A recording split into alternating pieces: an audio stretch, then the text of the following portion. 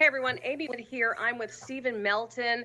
He has been in the flood zone. He has been out there helping. He's with a group he's going to tell us about. He's actually a fighter from the Dunklin community there in southern Greenville County. So he's in the emergency response field on a daily basis. But right now, Stephen, you're really dealing with something very, very intense. Tell us about what you've been seeing as you head out, and tell us about your group that's out there helping. Yes, ma'am. We're part of an all-volunteer group that's made up of responders, military veterans, law enforcement officers, firefighters, paramedics, EMTs, and to help our community. Even when we're off duty, we have a sense that we want to keep doing these things, even when we're not at work. So we have a group, then we're a national organization. We have team members coming in from Arkansas, and we assist with these types of major disasters and trying to help recovery start. We have muck out operations, gut out operations, things like that going on. We assist these people with emergency needs, that type of thing on the scene. We've been doing an assessment lately. We started out in the Greenwood, Lawrence County areas, went into Newberry. We've seen quite a bit of damage. The infrastructure is looking okay on the north end up there. We are going to be headed out to Orangeburg County Tuesday morning. Okay. We'll be sending a crew down into there. That was at the request of the state VOAD yesterday. We have identified some needs down there. So we're going to go take a little closer look at it and see if we can help them. Stephen, explain, because none of us, we see pictures on television. It has got to be such a different experience to walk into someone's home, see the damage that's around. Tell us about it. What have you been seeing? How are the families doing? They're holding up. I have to say, I am extremely, extremely impressed with the resiliency of the people of the state. I'm originally from Florida. So I've seen this before. I grew up with this. I've worked in it for years. The people here are absolutely fantastic. I have not seen that anywhere else in 28 years of working major disasters.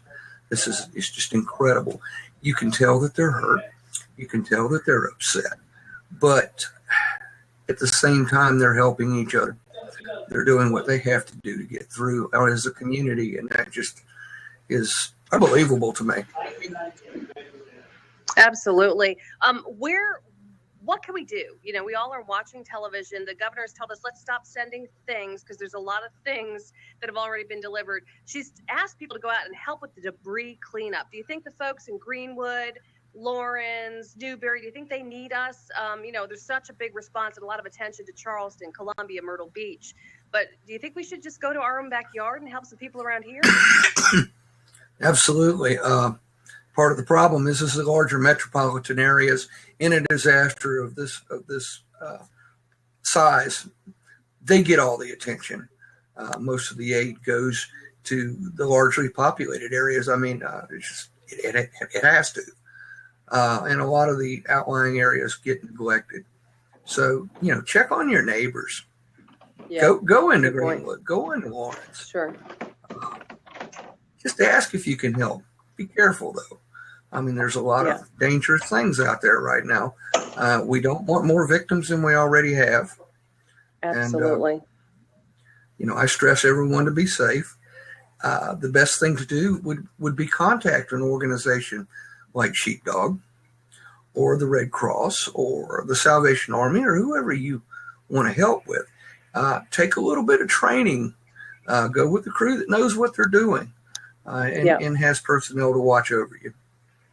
But get involved. One of the other things I did hear the governor mention, if you are going to get into actually the debris dealings, you really need to go ahead and make sure you've had a tetanus shot, right? That's a really good move. At a minimum, I would make sure I had a tetanus shot. I'm really quite concerned. In my experience, I've seen floods before of similar magnitude. I worked the floods of 1993 in Missouri. I worked in Texas, Katrina, and the public health crisis that evolves within a week to 2 weeks after these things occur is sometimes incredible. And what kind of crisis? Like, what do you wind up seeing? What have you seen in the past? You'll see different types of infections, little nicks and cuts being in this water. You have no idea what kind of pathogens are in that water, in that mud, things like that. There's all kinds of contamination that's been washed into that flood water, which is now settled on everything. Sure. So you just, that something happened where you get a cut or whatever and look for an infection or things like that. Tetanus being, of course, the most common of those that we want to watch out for. But yes, you want to make sure that you're protected. All right, if people want to get in touch with you to maybe go with your group or to help out or to donate to your group, how do they find you guys?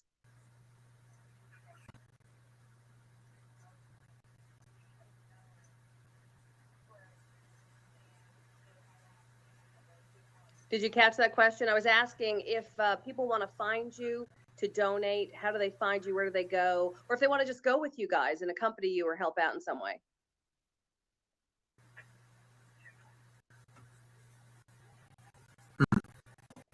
Did you capture that? I was asking how people can get in touch and help you guys, the Sheepdog Group.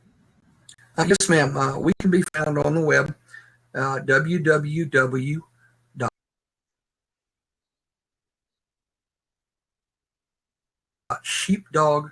Look, see what we do. And so it's sheepdog.org. Is that what you said? Sheepdog, I as in India, A as in Alpha, Okay. .org, Okay. O-R-G. And it gives you an entire website. You'll see what we do, where we've been, some of the people who are involved. A lot of our own local responders are involved with us. But we'll take volunteers from any segment of the community that wants to help. And there will be a link there, ways to help. But Right. I encourage everyone to go there and look and see what we do. And we love to have you. All right. Thank you, Stephen Melton, so much for taking time to tell us about what you guys are up to and to help people understand there really is a lot of need out there for help in South Carolina. Thanks so much. You're welcome, Amy. Have a good day.